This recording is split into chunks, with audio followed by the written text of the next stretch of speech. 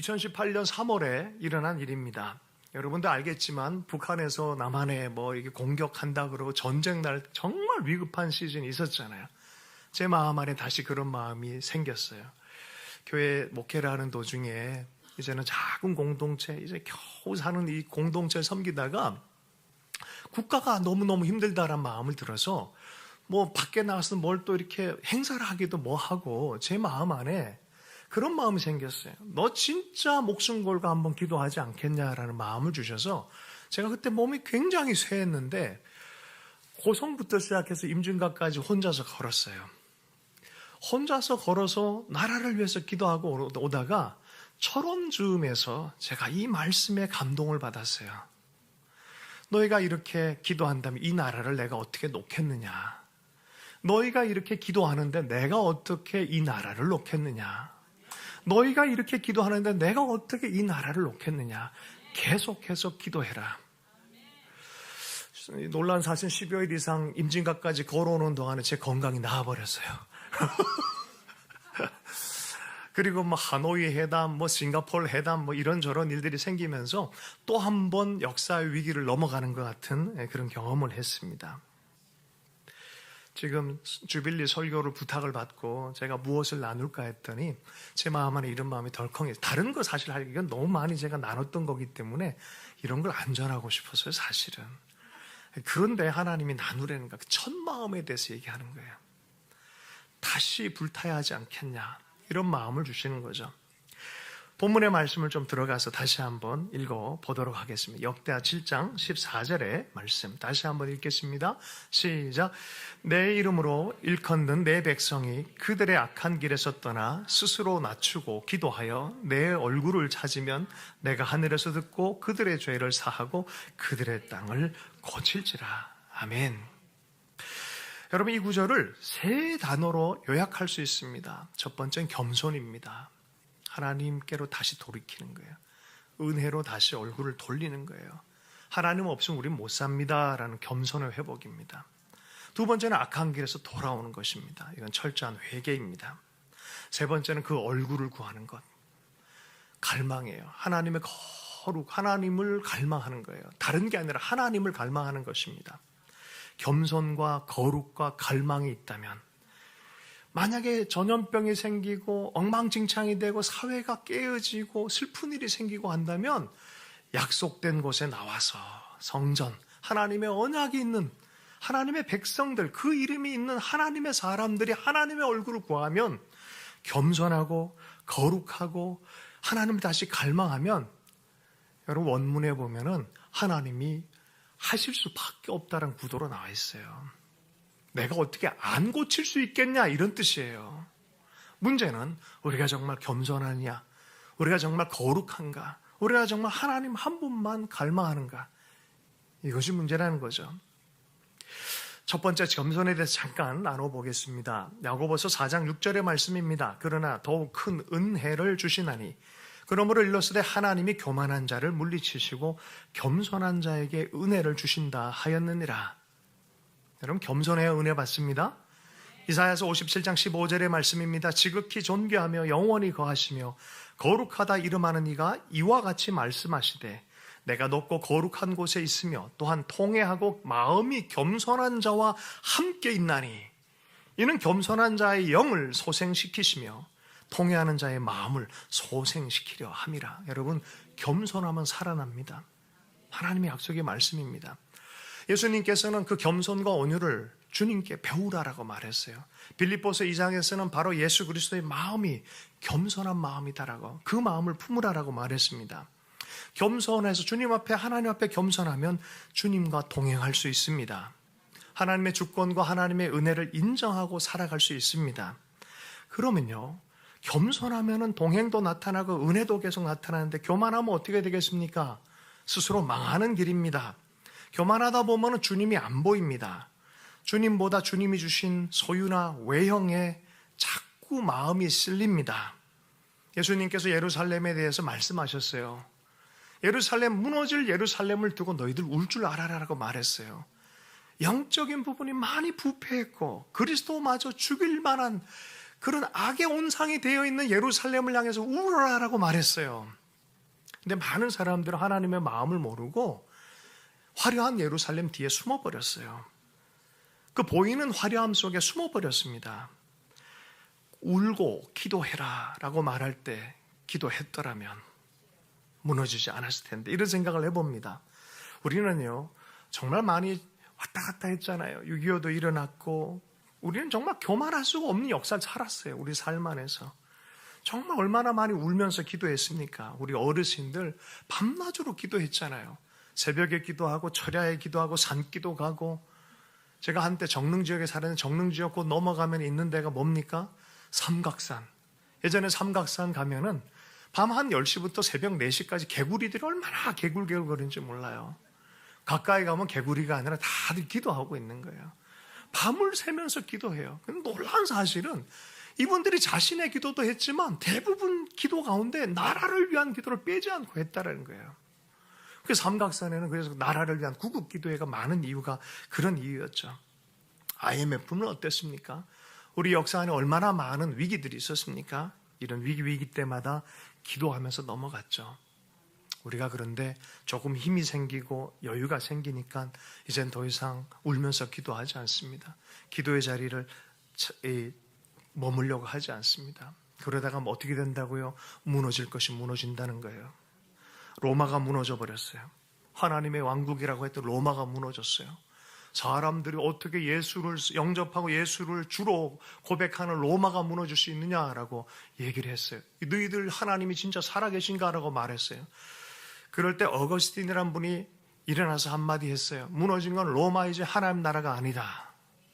무너진 것은 로마이지 하나님 나라가 아니다. 할렐루야. 여러분, 하나님 나라는 여전히 전진하고 있습니다. 보기에 왔다 갔다 하는 것처럼 보일 뿐이지 하나님 나라는 전진하고 있습니다. 그러므로 우리는 다시 한번 은혜 안에서 겸손을 회복해야 됩니다. 하나님 앞에 우리의 마땅한 겸손을 회복하고 하나님의 은혜를 보는 시각, 섭리적인 시각을 회복해야 될 줄로 믿습니다. 여러분, 부흥의 키는 연합과 기도라 그래요. 근데 문제는 겸손하지 않으면 연합을 이룰 수가 없어요. 문제는 교만한데 어떻게 연합을 이룰 수 있겠습니까? 연합하지 못하고 기도하지 못하면 어떻게 부흥이 일어나겠냐는 소리입니다. 부흥 하는데 연합 못해요. 내 힘 위주로, 내 방식으로 연합하길 원해요. 부부끼리 그러죠. 남편 위주로, 아내 위주로. 이게 되겠습니까? 어느 날 갑자기 엄마 아빠가 싸워요. 야, 바람 좀 들어오게 문 열어라. 문을 쫙 열어놨더니 아버지가 야, 문 닫아라, 모기 들어온다. 그럼 애는 어떻게 돼요? 애는 그 사이에서 멘붕이 되죠. 여러분, 서로 겸손하다면은 한 사람은 문을 열으라 그러고 한 사람은 닫으라 그러는데 모기도 안 들어오고 바람은 들어오게 하는 방법이 뭘까? 서로를 용납하고 대화하다 보면 수가 생겨요. 그게 뭐예요? 방충망, 그죠? 모기에는 안 들어오고 바람은 들어오는 거예요. 우리 시대의 연합은 바로 이런 지혜에 달려있는데, 이 지혜를 얻기까지 상대를 인정하는 겸손함이 필요한 것 같습니다. 겸손해야 하나님 은혜도 보이고요, 겸손해야 하나님의 지혜도 생기고요, 겸손해야 연합도 생기는 줄로 믿습니다. 그 연합된 마음 안에 기도할 때 하나님의 역사가 일어날 줄로 믿습니다. 사도행전 15장에 사도들이 얼마나 싸웠습니까? 이방인 교회를 받아들이느냐, 유대인 공동체 따로 가느냐, 그러다가 서로 싸우다가 서로를 듣고 성령을 따라서 이 문제로 끝내지 않고 성령 앞에 가져가고 서로를 인정하고 듣고 토론하는 시간을 정말 많이 가졌어요. 그리고 나서 이방인 교회를 예수 안에 인정하기 시작한 거예요. 서로가 서로를 인정하기 시작하면서 이방인 교회는 또한 유대인 교회를 향해서 또 이렇게 약간의 제시할 것이 서로가 용납이 되어진 거예요. 여러분, 그 결정이 사도행전 15장에 나옵니다. 이로 말미암아서 이스라엘 유대만의 교회에서 열방 전체에 열린 교회가 되기 시작합니다. 구원이 열방 가운데 전해지는 놀라운 결정을 하기 시작하는 거죠. 여러분, 이것은 국가 간의 문제, 이방인 유대인만의 문제가 아니라 우리 개인의 문제이기도 합니다. 겸손하고 열린 자세로 듣고 함께 기도하고 연합하는 마음을 볼 때 하나님 나라 그곳에 임할 줄로 믿습니다. 두 번째는 회개입니다. 거룩한 능력의 회복은 회개의 깊이에서 나타난다라는 표현이 있습니다. 프랭크 바틀만의 사람이 그런 얘기를 했어요. 부흥의 높이는 회개의 깊이로 나타난다. 표면적 회개가 있고요, 깊은 회개가 있습니다. 깊은 회개로 마음을 찢고 하나님께 돌이키기 시작하면 하늘 문이 열립니다. 여러분 놀랍습니다. 마음을 찢고 하나님 앞에 회개하며 하늘이 찢겨져서 열린 하늘 문이 되는 놀라운 사실. 할렐루야. 깊은 회개는 하나님 앞에 놀라운 임재를 회복하기 시작합니다. 다윗이 간음을 범했을 때 자기는 괜찮은 줄 알았어요. 사람 다 인지 편향성이 있어 자기는 괜찮고 저 사람이 문제라고 생각하다가 하나님 말씀이 딱 오니까 이게 내가 문제네라는 생각이 되는 거죠. 시편 51편 5절 말씀, 내가 죄악 중에 출생하였으며 어머니가 죄 중에 나를 잉태하였나이다. 자기 존재성 자체가 죄이구나 깨달은 거죠. 그리고 간절하게 성령님 떠나가지 마십시오, 하나님 불쌍히 여겨주십시오 하는 그 기도 가운데 진실한 부흥이 시작되어지는 거죠. 여러분, 회개하면 일어납니다. 우리 삶 속에 진짜 회개가 일어나면 진짜 삶은 일어나기 시작합니다. 에스라 9장에서 보면은 민족을 살린 에스라의 기도가 있어요. 죄를 깨닫자마자 기가 막혀서 주저앉았고 거룩한 근심에 사로잡혔어요. 거룩한 근심에 사로잡혀서 하나님의 뜻을 펼치지 못한 것이 철저한 회개를 합니다. 느헤미야 8장 8절의 말씀도 그렇습니다. 율법 낭독을 하고 나서 백성들이 깨닫습니다. 깨닫게 되니 말씀의 기준이 세워지고 듣고 울기 시작합니다. 왜 울었습니까? 찔려서요. 말씀대로 안 사는 게 나타나는 거예요. 여러분, 깊은 회개가 우리에게 은혜인 줄로 믿습니다. 공동체적으로, 민족적으로, 사회적으로 이런 회개가 임하기 시작하는 것이 부흥입니다. 이것이 어떤 시즌에 하나님께서 몇 사람을 들어서 견디지 못한 중보를 주시고 시대적으로 폭발시키는 것이 바로 부흥입니다. 1904년, 1907년에 웨일즈에서, 인도에서, 또 LA에서, 7년 평양에서 일어난 부흥이 바로 이런 부흥입니다. 철저한 회개입니다. 참에는 많은 무리가 아니라 한 사람으로부터 시작이 되어졌습니다. 우리가 잘 알듯이 드라마틱한 어떤 이야기들 중에 보면은 길선주가 그렇게 회개하며 시작됐잖아요. 나는 아간과 같은 자입니다. 그때요, 굉장히 존경받는 장로였어요. 아니, 이 교회를 짓는데도 엄청난 역할을 했던 분이고 실질적으로 리더였고, 이런 사람이 이런 죄를 회개한다? 이건 말이 안 되는 거예요. 완전 체면 국인 거예요. 그러나 체면을 구겨서라도 하나님 앞에 영혼을 회복하고 싶은 마음이 바로 이때의 마음이었어요. 다 던져놓는 것, 다 내려놓고 하나님 앞에 나아가는 것. 그러면서 불이 임했어요. 여러분, 웨일즈의 부흥은 요엘서, 성령의 오심, 예언, 능력 이런 거라면요, 평양의 부흥은 요한일서, 형제 사랑, 관계에 대한 회복. 저는 이게 남과 북이 나누어진 이후에도 계속해서 이걸 바라봐야 될 평양 부흥에 대한 DNA라고 생각합니다. 여전히 평양의 부흥은 우리 속에서 계속 불타야 될 줄로 믿습니다. 형제 사랑, 형제를 속이고 형제를 악하게 대하고 했던 것에 대한 철저한 회개가 평양 안에서 일어나기 시작했습니다. 여러분, 마지막으로 그의 얼굴을 향한 갈망, 하나님을 갈망하는 것입니다. 하나님의 얼굴을 갈망합니다. 여러분, 하나님의 선물을 갈망하세요? 하나님을 갈망하세요? 정말이십니까? 할렐루야. 여러분의 기도 제목을 잘 보십시오. 여러분의 갈망 제목이 나올 겁니다. 여러분이 갈망하는 것이 여러분이다라는 말이 있어요. 내가 갈망하는 것이 나다라는 얘기가 있어요. 여러분, 뭘 갈망하십니까? 정말 하나님의 얼굴을 갈망하십니까? 하나님을 사랑하십니까? 하나님을 사랑하고 싶습니다. 저도 하나님을 사랑합니다. 예수님을 사랑합니다. 예수님을 사랑하십니까? C.S. 루이스가 그런 얘기를 했다는 거죠. 어떤 사람이 하나님을 사랑하는 게 진짜 가능하냐? 이렇게 물었더니 C.S. 루이스가 이렇게 얘기했다고 합니다. 사랑하는 사람에게는 쉽다. 사랑에 불이 붙은 사람은 쉬워요. 그게. 그죠? 기도 자리에 나가는 게 쉬워요. 하나님을 사랑한다 고백하는 게 쉽습니다. 헌신하는 게 쉽습니다. 왜요? 하나님의 사랑을 갈망하기 때문에 그래요. 어쩌면 우리 시대 하나님의 사랑을 갈망하지 않는 것 때문에 수많은 외형적인 일들은 있지만 중심으로 하나님을 사랑하는 것을 잃어버린 시대는 아닌가 하는 생각을 해봅니다. 저는 그럴 때마다 좀 이상하다 싶을 때마다 가는 곳이 있어요. 합정동입니다. 합정동. 뭐가 있습니까? 선교사 묘역이 있습니다. 거기 가보면 하나님을 사랑해서 조선을 죽기까지 사랑한 사람들이 거기 누워 있어요. 조선을 처음 사랑한 게 하나님을 사랑해서 조선을 죽기까지 사랑한 20살의 젊은 여자 선교사 캔들이 와서 몇 개월 사역도 못했어요. 또 아이들 낳았을 때 그 희생의 대가집을 아이들이 죽은 그 묘역도 있습니다. 하나님을 사랑하기 때문에 하나님의 백성들, 이 조선을 하나님의 백성으로 생각하고 사랑한, 여러분, 우리는 화평이 이 땅 가운데 임하는 평화 통일에 대한 선교의 열망을 가진 사람들인 줄로 믿습니다. 구호가 아니라 하나님을 갈망해야만 이 일들을 우리가 하게 될 줄로 믿습니다. 사랑하는 만큼 사랑하는 대상에게 순종하게 되기 때문입니다. 하나님의 순종하고 그의 얼굴을 구하고 그의 마음이 있는 곳을 찾아가는 그런 사람들이 됐으면 좋겠습니다.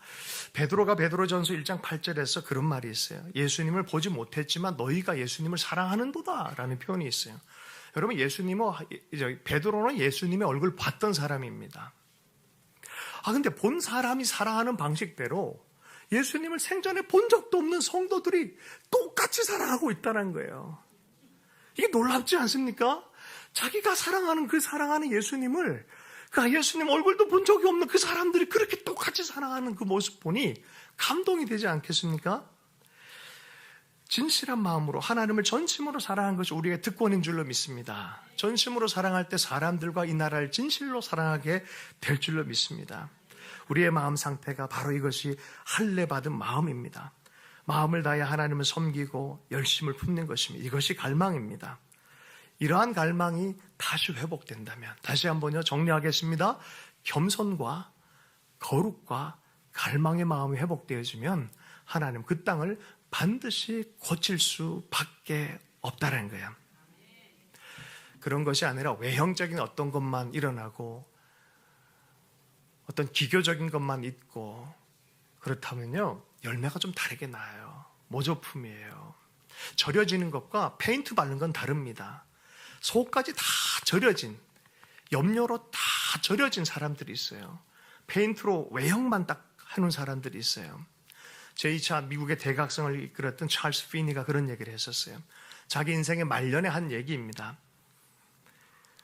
만약 내가 전성기를 다시 맞게 된다면 나는 거룩함 이외에는 아무것도 설교하지 않을 것입니다. 내 부흥의 회심자들은 기독교의 망신거리였습니다. 만약 내가 전성기를 다시 맞게 된다면 나는 거룩함 위에는 아무것도 설교하지 않을 것입니다. 왜 그렇겠어요? 하나님을 향한 갈망이 아니었다는 얘기입니다. 하나님을 향한 갈망의 진실한 거룩함이 나타나게 되기 때문입니다. 역대하 7장 14절의 말씀처럼 정말 겸손하고 정말 돌이키고 하나님의 얼굴을 구할 수 있는 참된 거룩한 하나님의 백성들이 평화를 얘기하고 화해를 얘기하고 통일을 얘기하기 시작하면 하나님은 그 땅을 고칠 수밖에 없다는 거야. 하나님 누구를 보내실까 찾고 계신다고 저는 생각합니다. 요새 젊은 애들이 교회에 없어요. 대학생들이 3%도 예수 안 믿어요. 심각합니다. 이것 때문에 100세 된 방지일 목사님 모시고 장충체육관에 집회를 하다가 물어봤어요. 목사님 상황이 이렇습니다. 그랬더니 대답을 안 하시다가 강단에 올라가서 1시간 동안 대답을 해주시더라고요. 나는 세계 격변을 4번 경험했다. 중국 혁명, 6.25 하여튼 전쟁의 시즌, 일본군과의 문제, 별벽을 다 체험하셨어요. 그 얘기부터 시작하는 거예요. 그런데 숫자의 문제가 아니다. 진실하게 하나님 앞에 기도하고 진실하게 말씀대로 산다면 모든 것을 다시 시작할 수 있다. 그리고 예수님께서는 12명의 제자를 통해서 열방 부흥에 대해서, 열방 제자화에 대해서 다시 말씀하셨잖아요. 여기 몇 명이 12명 이상 되잖아요. 할렐루야. 지금 전국적으로 하고 있잖아요. 120명 문도에게 성령 사역을 통해서 열방 전체를 불뜨겁게 만들었는데 지금 저 전국의 연대에서 기도하는 사람들이 몇 명입니까? 수백 명은 될 거 아니에요. 할렐루야. 여러분, 겸손하고 거룩한 갈망에 하나님의 말씀대로 살아가는 사람, 하나님은 계속 세우십니다. 떠난 것 같고 끝난 것 같고 또 세우십니다. 또 일으킵니다. 왜요? 부흥은 물결처럼 오고 물결처럼 가기 때문에 하나님이 밀물의 시즌에 또 다시 한 명을 또 세우신다니까요. 누가 그 사람 되겠습니까? 이때는요, 여러분, 이렇게 해줘야 돼요. 제가 하겠습니다. 네. 누가 하겠습니까? 한번 손 들어보세요. 네. 1906년도에 존 스톤이라는 선교사가 와서 누가 하겠습니까? 저기 영국에 부흥이 일어나고 저기 인도에 부흥이 일어나는데 조선에 누가 하겠습니까? 거기 앉아있던 한 명이 손 들었어요. 그분의 이름이 길선주였어요. 하나님 보고 계세요. 할렐루야. 하나님의 마음을 품고 김광호 우리 그 전도사님을 품었던 권사님 얘기로 오늘은 말씀을 좀 마무리하려고 합니다. 권사님이요 75세 정도의 부르심을 받았어요. 평생 기도로 사서 밤 10시부터 새벽 4시까지 나라 위해서 교회 위해서 기도했어요. 소망교회가 처음에 세워질 때 그 아파트 쪽에서 시작이 되셨어요. 평생 기도했어요. 그런데 하나님이 부르신 건 남편 돌아가시고 75세 때 부르셨어요. 어떤 기도로 시키신 줄 알아요? 40일 금식을 시켰어요. 단동으로 가라. 국경지역으로. 한참 꽃제비 사역할 때 꽃제비 아이들 데리고 사역하게 하셨어요. 7, 8년을 사역하고 한국에 돌아오셔서 우리 교회에 오셨어요. 다른 곳에 한 곳 들렸어요. 북한 키워놨던 애들이랑 같이 왔어요. 여러분 80세 넘어서 비전을 꿈꾸셨어요. 어떤 비전인지 아세요?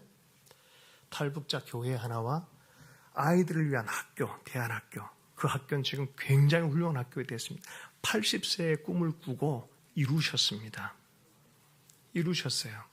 학교가 세워지고 탈북자들을 위한 교회가 세워졌어요. 제가 그분의 마지막 장례를 이렇게 드렸습니다. 감동이 돼요. 평생 편하게 살 수 있는 분이에요. 대단한 분입니다. 그 가정이. 그런데요, 그렇게 안 사셨어요. 하나님 나라와 유업을 만들고 다음 세대를 위해서 다리가 되어주시고 돌아가실 때조차도 이 젊은 목사한테 불을 던져주고 가셨어요. 할렐루야. 여러분 저는 이 와디라는 거 여러분 아세요? 간헐적 하천이라고 비가 오면 강이 되지만 비가 안 오고 건기에는 이게 그냥 대상들이 지난 길이 되는 거. 간헐적 하천이라 그래가지고 와디라 그러잖아요. 영적인 와디도 있다 생각해요. 물이 끊어졌구나. 이제 물이 흐르지 않는구나. 그럴 때 누군가 나서서 다시 물이 흐르게 해주십시오라고 기도하는 거예요. 다시 흐르게 해주십시오. 이거 안 되겠네. 북한 더 힘드네. 어저께 사이렌 보니까 더 안 되겠네. 어떤 사람은 그러는데 어떤 사람은 지금이 기도해야 될 때구나. 지금이 물이 흐르게 해야 될 때구나. 1906년도에 사무엘 밀즈라는 사람이 건초더미 기도회로 미국의 선교회가 생기기 시작하고 굉장히 특별한 시즌이 시작돼. 1906년. 그런데 한 1000명 정도 해외 선교를 내보낸 다음에 물이 끊어져 버렸어요. 그럴 때 70년 만에 갑자기 한 청년이 일어나서 루터 위셔드라는 청년이 그 기념탑 앞에 가서 했던 얘기입니다. 하나님, 다시 물이 흐르게 해주십시오. Do it, Lord. 다시 시작하게 해주십시오. 막힌 것 같지만 다시 복음의 강물이 흐르게 해주십시오. 성령의 강물이 흐르게 해주십시오. 이것이 수만 명의 선교사가 나오게 했던 SVM 운동의 발판이 되어지고 그 SVM 운동 때문에 우리 한국에 수많은 선교사들이 들어왔고 평양 부흥의 주역들도 되어진 것입니다. 기도하십시다. 하나님 다시 한번 흐르게 해주십시오. 다시 한번 부흥이 있게 하여 주옵소서. 주 예수님 축복하며 기도했습니다.